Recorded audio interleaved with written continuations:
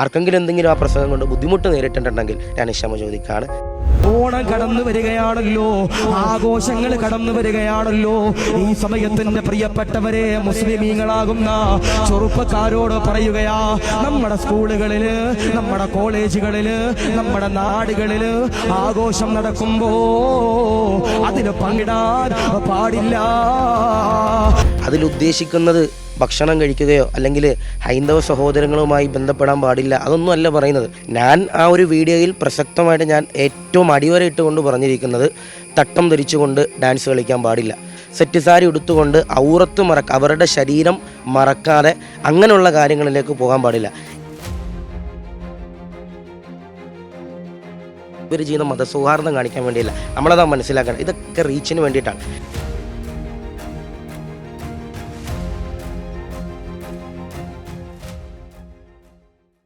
നമസ്കാരം. മുസ്ലിം വിശ്വാസികൾ ഓണം ആഘോഷിക്കരുത് എന്ന ഒരു വീഡിയോ സോഷ്യൽ മീഡിയയിൽ വ്യാപകമായി പ്രചരിക്കുന്നുണ്ട്. വലിയ വിമർശനങ്ങളും പല അഭിപ്രായങ്ങളുമൊക്കെയാണ് ആ വീഡിയോയുടെ അടിയിൽ വരുന്നത്. എന്തായാലും ആ പ്രസ്താവന നടത്തിയ തൊടുപുഴ പാലമല മുഹൈദ്ദീൻ ജുബ മസ്ജിദ് ചീഫ് ഇമാം ആഷിഖ് ദാരിമി നമ്മുടെ ചേരുന്നുണ്ട്. ഉസ്താദ്, എന്താണ് ഇങ്ങനെ ഒരു പ്രസ്താവന നടത്തിയതിൻ്റെ കാരണം? ഇത് ഏകദേശം ഒരു 3 കൊല്ലം മുമ്പ് മലപ്പുറം ജില്ലയിൽ തൃശ്ശൂർ ബോർഡറായിട്ട് ഒരു സ്ഥലത്തൊരു പ്രസംഗിച്ച പ്രസംഗമാണ്. ഏകദേശം ആ ഒരു സമയം എന്ന് പറയുന്നത് ഓണം ആഘോഷിക്കുന്നൊരു സമയം തന്നെയാണ്. ആ ഒരു സമയത്ത് പ്രസംഗത്തിന് പോയ സമയത്ത് അവിടുത്തെ സംഘാടകർ പറഞ്ഞു, ഇതുപോലെ ഉസ്താദെ, നമ്മുടെ നാട്ടിൽ ഓണാഘോഷവും മറ്റുമൊക്കെ നടക്കുകയാണ്.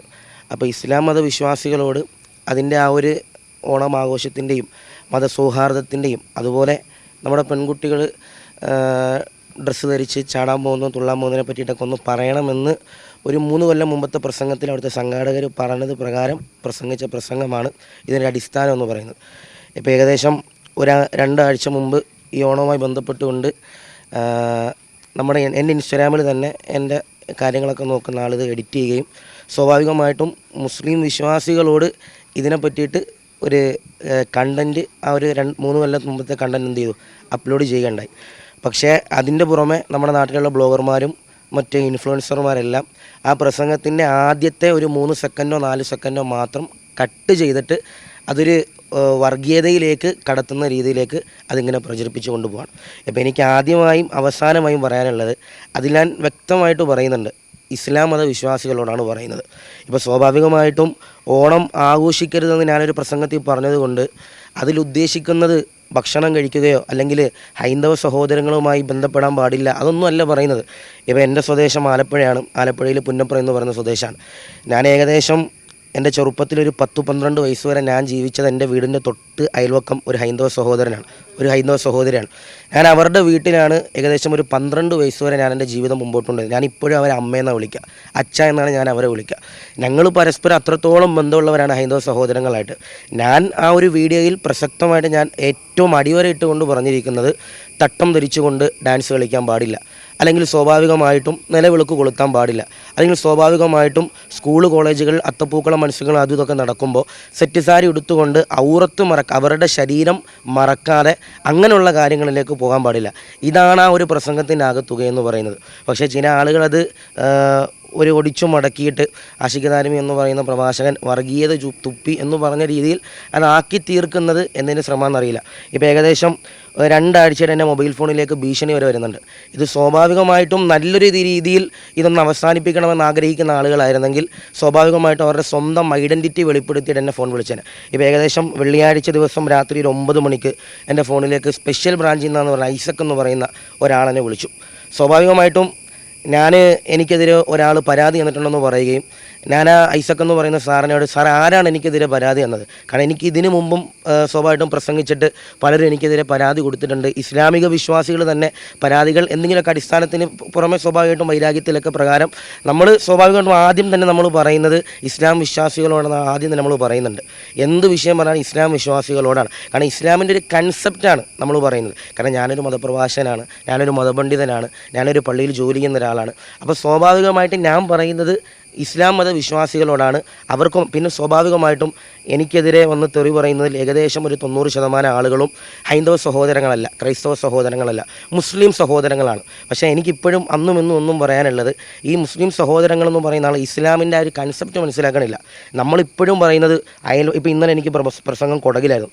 ഞാൻ അവിടെ പ്രസംഗിക്കുന്നതിൻ്റെ തൊട്ടപ്പുറത്ത് ഒരു മതിലിൻ്റെ തൊട്ടപ്പുറം അമ്പലം, അതിൻ്റെ തൊട്ടപ്പുറത്ത് ഒരു ക്രൈസ്തവ ആരാധനാലയമാണ്. അപ്പോൾ അവിടെ നിന്നൊക്കെ ആളുകൾ ഒന്ന് പ്രസംഗം കേൾക്കുന്നുണ്ട്. ഞാൻ അവിടെ ഇന്നലെ അത് യൂട്യൂബ് ലൈവ് നോക്കാൻ കാണാൻ കഴിയും. ഞാൻ അവിടെയും പ്രസംഗിച്ചിരിക്കുന്നത് നമ്മുടെ തൊട്ട അയൽവാസി ഒരു ഹൈന്ദവ സഹോദരനാണ്. അദ്ദേഹം വന്ന് നമ്മളെ, ഒരു രമേശ് എന്ന് പറയുന്ന സഹോദരനാണ്, അല്ലെങ്കിൽ സുനിൽ എന്ന് പറയുന്നൊരു സഹോദരനാണ്. അവർ വന്നിട്ട് നമ്മളെ ഭക്ഷണം കഴിക്കാൻ വേണ്ടി വിളിക്കുകയും നമ്മൾ പോയി ഓണസദ്യ കഴിക്കുന്നതിന് ഇസ്ലാം യാതൊരുവിധ തടസ്സവും പറയുന്നില്ല. അല്ലെ, തൊട്ടപ്പുറത്തൊരു ചേച്ചി വന്നിട്ട്, ഇപ്പോൾ എൻ്റെ ഉമ്മ ഷൈമ എന്ന് പറയുന്ന സഹോദരി, എൻ്റെ തൊട്ടപ്പുറത്തെ വീട്ടിലെ ചേച്ചി വന്നിട്ട് എൻ്റെ ഉമ്മാനോട് പറയാം, ഷൈമ വീട്ടിൽ ഭക്ഷണം ഉണ്ടാക്കണം, ഓണസദ്യ ഉണ്ടാക്കണം, ആളില്ല, ഒന്ന് കൂടെ വരുമെന്ന് ചോദിച്ചാൽ അതിൽ പോയി പങ്കെടുക്കണമുണ്ട്. ഇസ്ലാമിൽ യാതൊരുവിധ കുഴപ്പമില്ല. അതിനു പുറമെ നമ്മൾ സെറ്റ് സാരി എടുത്ത്, അല്ലെങ്കിൽ തലമറക്കാതെ, അല്ലെങ്കിൽ മഫ്ത ഇട്ട് തന്നെ ഡാൻസ് കളിക്കാൻ പോവുകയും, അല്ലെങ്കിൽ വേറെ എന്തെങ്കിലും ഇസ്ലാം പറയാത്ത കാര്യങ്ങളിലേക്ക് പോവുകയും, അതിനെതിരെയാണ് ഈ ഒരു പ്രസംഗത്തിൽ വ്യക്തമായിട്ട് പറഞ്ഞിട്ടുള്ളത്. അപ്പോൾ ഒരു ആദ്യത്തെ 4 സെക്കൻഡ് മാത്രം കേട്ടിട്ടാണ് പല ആളുകളും ഈ വർഗീയത. ഞാൻ ഇപ്പോൾ ഇന്നലെ പറഞ്ഞതുപോലെ ഐസക് എന്ന് പറയുന്ന ഒരാൾ സ്പെഷ്യൽ ബ്രാഞ്ചിൽ എന്ന് പറഞ്ഞ് വിളിച്ചു. ഞാൻ അദ്ദേഹത്തിനോട് ചോദിച്ചു, ആരാണ് എനിക്കെതിരെ പരാതി എന്നത്. അപ്പോൾ എന്നോട് പറഞ്ഞു, ഞങ്ങൾ സ്വമേധയാ കേസെടുത്താണ്. അപ്പോൾ ഞാൻ സ്വാഭാവികമായിട്ട് ആദ്യം പിന്നെയും ചോദിച്ചു, ആദ്യമേ സാറ് പറഞ്ഞത് എനിക്കെതിരെ ആരോ ഒരാൾ പരാതി എന്നതാണ്. അവസാനം അയാൾ ഫോൺ കട്ട് ചെയ്ത് പോവുക ചെയ്തത്. അപ്പോൾ സ്വാഭാവികമായിട്ട് നമ്മൾ പിന്നെ അതിൻ്റെ പുറകിൽ അന്വേഷണം. ഇപ്പോഴും അദ്ദേഹത്തിൻ്റെ ഫോൺ സ്വിച്ച് ഓഫാണ്.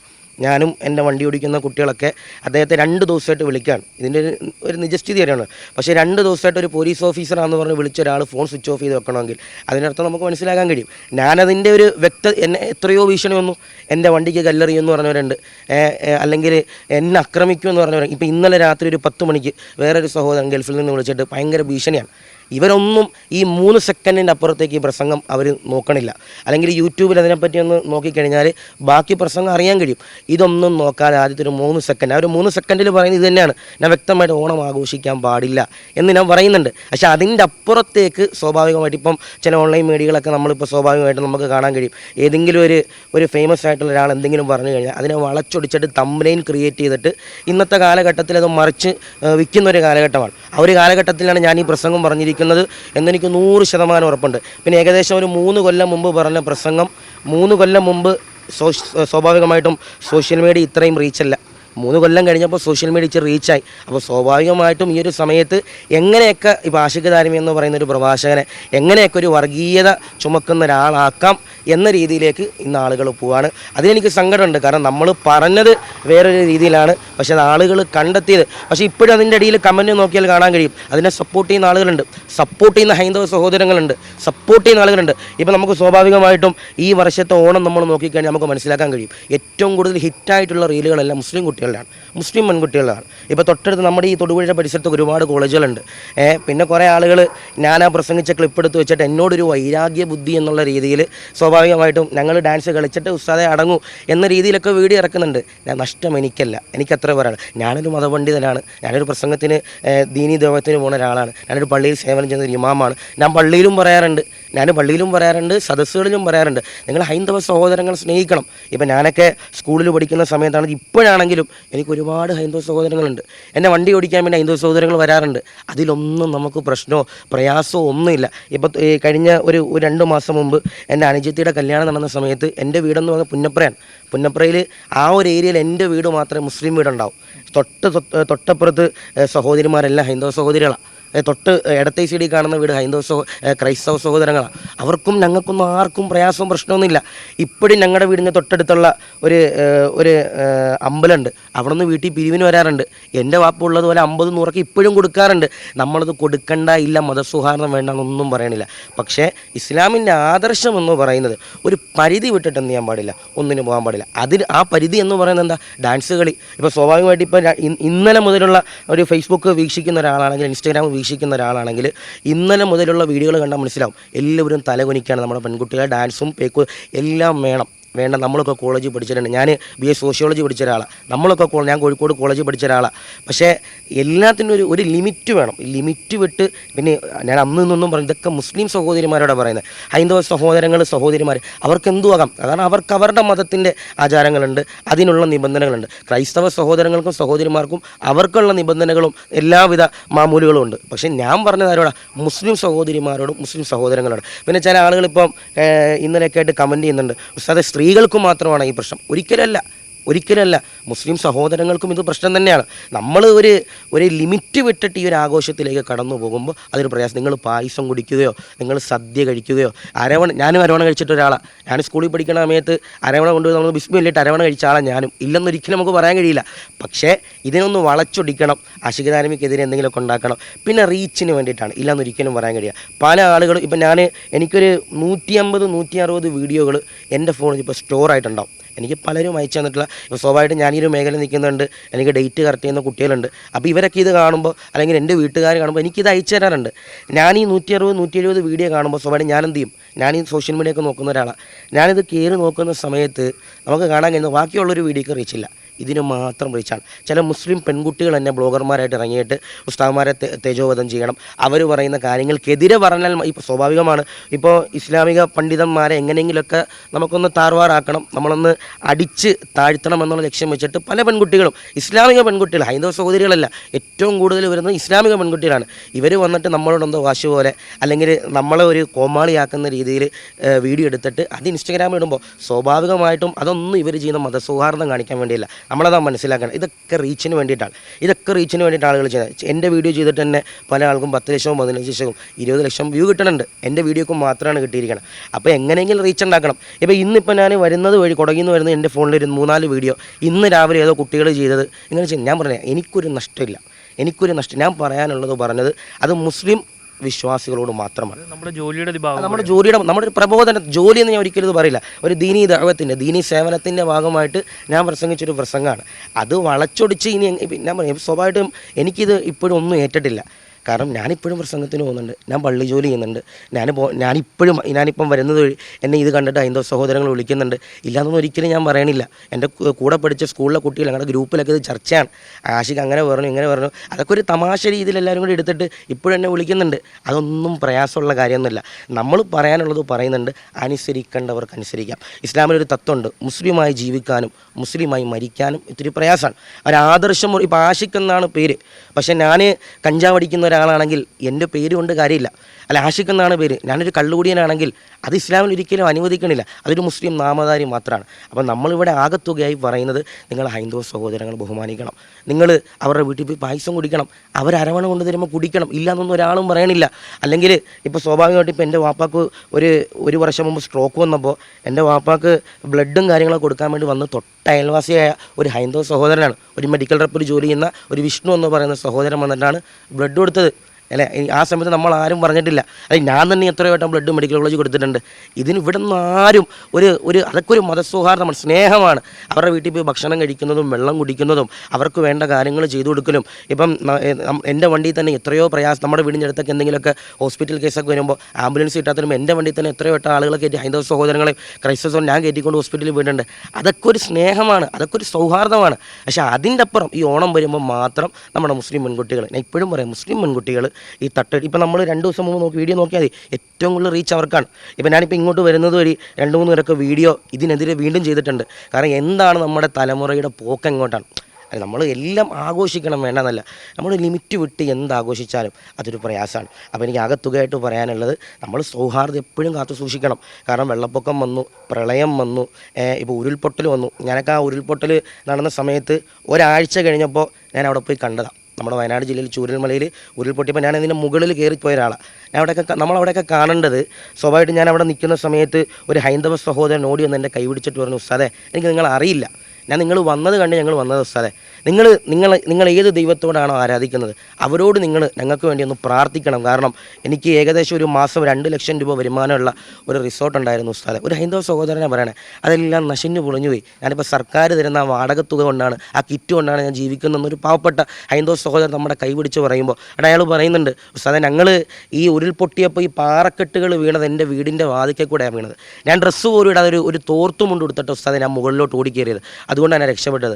അന്ന് എൻ്റെ കുടുംബക്കാരെ രക്ഷപ്പെടുത്തിയത് SKSFൻ്റെ വിക്കായ പോലുള്ള ആളുകൾ വന്നിട്ടാണ് പിറ്റേ ദിവസം രക്ഷപ്പെടുത്താനൊക്കെ നിന്നത്, അല്ലെങ്കിൽ വേറെ സംഘടനകൾ വന്നിട്ടാണ് നിന്നത്. അതൊക്കെ ഒരു മതസൗഹാർദ്ദമാണ്. അവൻ ഈ ആകത്തുകയായി പറയാനുള്ളത് എല്ലാവരും സ്നേഹിക്കണം, ബഹുമാനിക്കണം, അവരാദരിക്കണം. പക്ഷേ നമ്മുടെ വിശ്വാസത്തിൻ്റെ ഭാഗമായിട്ട് ഒരു പരിധി വിട്ടൊന്നിനും പോകാൻ പാടില്ല എന്ന് മാത്രമാണ് ആ പ്രസംഗത്തിൽ പറഞ്ഞത്. ഞാൻ എൻ്റെ ഈ വീഡിയോ കാണുന്നവരോട് പറയാനുള്ളത്, ഒരു 3-4 സെക്കൻഡ് മാത്രമല്ല കേൾക്കേണ്ടത്, അതിൻ്റെ അപ്പുറത്തേക്കും ഒന്ന് ചിന്തിച്ച് ഒന്ന് നോക്കിക്കഴിഞ്ഞാൽ ഞാൻ അതിൽ എന്താണ് പറഞ്ഞതെന്ന് വ്യക്തമായി നമുക്ക് മനസ്സിലാക്കാൻ കഴിയും. അപ്പോൾ എനിക്കിത് ആകെ ഇതിൽ പറയാനുള്ള അതേ ഉള്ളൂ.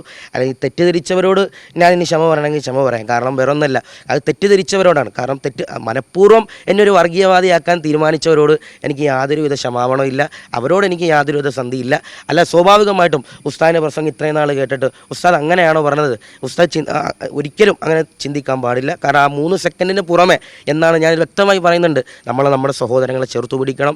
ഹൈന്ദവ സഹോദരങ്ങൾ കേട്ടിട്ടുണ്ടാവും, ഹൈന്ദവ സഹോദരങ്ങളെ ചേർത്തു പിടിക്കണം. പിന്നെ എനിക്കിതിന് യാതൊരുവിധ പേടിയില്ല. ഇത് പുറത്തുനിന്ന് ആരും ഇട്ട വീഡിയോ ഒന്നുമില്ല. ഇത് എൻ്റെ ഇൻസ്റ്റഗ്രാമിൽ മുഴുവനായിട്ടും ഏകദേശം 90,000-ഓളം ഫോളോവേഴ്സുള്ള എൻ്റെ ഇൻസ്റ്റഗ്രാം ഔദ്യോഗികമായിട്ടുള്ള പേജിൽ എൻ്റെ പേജ് കൈകാര്യം ചെയ്യുന്ന കുട്ടികൾ അപ്ലോഡ് ചെയ്തൊരു വീഡിയോ ആണ്. ഒരു 3-4 മിനിറ്റുള്ളൊരു വീഡിയോ ആണ്. അതിൽ ആദ്യത്തെ ഒരു 3 സെക്കൻഡ് മാത്രം വിലയിരുത്തിയിട്ടല്ല ആ പ്രസംഗത്തെ അത് ഞാൻ എൻ്റെ പ്രിയപ്പെട്ട പ്രേക്ഷകരോട് പറയാനുള്ളത്, ഇപ്പോൾ ഓൺലൈനായിട്ട് നമ്മൾ എന്ത് കണ്ടാലും ആദ്യത്തെ ഒരു 3 സെക്കൻഡ് കണ്ടിട്ട് മാത്രമല്ല നമ്മൾ എന്തിനാണെങ്കിലും നമ്മൾ വിലയിരുത്തേണ്ടത്. നമ്മൾ അതിൻ്റെ പുറമെ ബാക്കിയുള്ള കാര്യങ്ങളെല്ലാം നമ്മൾ മനസ്സിലാക്കി നമ്മൾ എന്ത് ചെയ്യുക, അൽഹംദുലില്ലാ മുന്നോട്ട് പോകുക. എനിക്കത് ഇതിൽ പറയാനുള്ളൂ. എല്ലാ സഹോദരങ്ങൾക്കും, ഇനി ഇത് വേറെ ഇതും കരുതേണ്ട, എല്ലാ സഹോദരങ്ങൾക്കും സഹോദരിമാർക്കും ഒരു മതസൗഹാർദ്ദത്തിൻ്റെ പേരിൽ എല്ലാവർക്കും ഓണാശംസകൾ ഞാൻ നേരുകയാണ്. ഇൻഷാ അല്ലാഹ് നമ്മുടെ നാട്ടിൽ ഒരുപാട് പ്രയാസങ്ങളും പ്രതിസന്ധികളൊക്കെ നേരിടുമ്പോൾ അവിടെയൊക്കെ സഹായിക്കാനായിട്ട്, ഇപ്പോൾ സ്വാഭാവികമായിട്ടും നമ്മൾക്കൊരു വീഡിയോ ഇട്ട് കഴിഞ്ഞാൽ നമ്മുടെ നാട്ടിൽ ഒരാൾ സുഖമില്ലാതെ കിടക്കുകയാണ്. ഇപ്പോൾ ഞങ്ങളുടെ നാട്ടിൽ തന്നെ ഇവിടെ തൊടുപുഴയിൽ ഒരു സഹോദരൻ സുഖമില്ലാതെ കിടന്നിരുന്നു. സുഖമില്ലാത്ത സമയത്ത് നമ്മൾ വീഡിയോ ഒക്കെ ഇറക്കി നമ്മൾ പിരിവിന് പോകുമ്പോൾ ഹൈന്ദവ സഹോദരങ്ങളടക്കമാണ് പൈസ തന്നെ.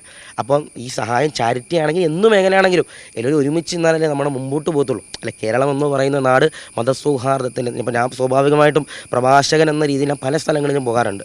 ഇന്ത്യയുടെ പല സംസ്ഥാനങ്ങളിലും പോകാറുണ്ട്. പല സ്ഥലം നമുക്ക് കാണാൻ, കേരളത്തിലാണ് ഇത്രയും മതസൗഹാർദ്ദം ഉള്ളത്. അപ്പോൾ എല്ലാ സഹോദരങ്ങൾക്കും ഓണാശംസകൾ നേരാണ്. ആർക്കെങ്കിലും എന്തെങ്കിലും ആ പ്രസംഗം കൊണ്ട് ബുദ്ധിമുട്ട് നേരിട്ടിട്ടുണ്ടെങ്കിൽ ഞാൻ പറഞ്ഞു, വർഗീയവാദിയാക്കാൻ വേണ്ടി തീരുമാനിച്ചവരോടല്ല, അല്ലാത്തവരോട് ഞാൻ ക്ഷമ ചോദിക്കുകയാണ്. നിങ്ങളെല്ലാവരും ആ പ്രസംഗം മുഴുവൻ കേൾക്കുക, മനസ്സിലാക്കുക. തീർച്ചയായിട്ടും മതസൗഹാർദ്ദം ഉയർത്തിപ്പിടിക്കണമെന്ന് തന്നെയാണ് ഉസ്താദ് പറയുന്നത്. അത് ഇസ്ലാം വിശ്വാസികളോടാണ് അത്തരത്തിലൊരു പ്രസംഗം പറഞ്ഞത്. അതൊരു മതപ്രഭാഷണം നടത്തുന്ന വേദിയിലാണ്, അതായത് ഒരു പൊതുപ്രസംഗമല്ല, ഒരു മതപ്രഭാഷണം നടത്തുന്ന വേദിയിലാണ് അത് പറഞ്ഞത്. അത് മതവിശ്വാസികളോട് മാത്രമാണ്. തെറ്റിദ്ധരിച്ചതോടെ അദ്ദേഹം മാപ്പും ചോദിച്ചിട്ടുണ്ട്. തൊടുപുഴയിൽ നിന്നും DK ദിലീപിനോടൊപ്പം R. പിയൂഷ്, മറുനാടൻ മലയാളി.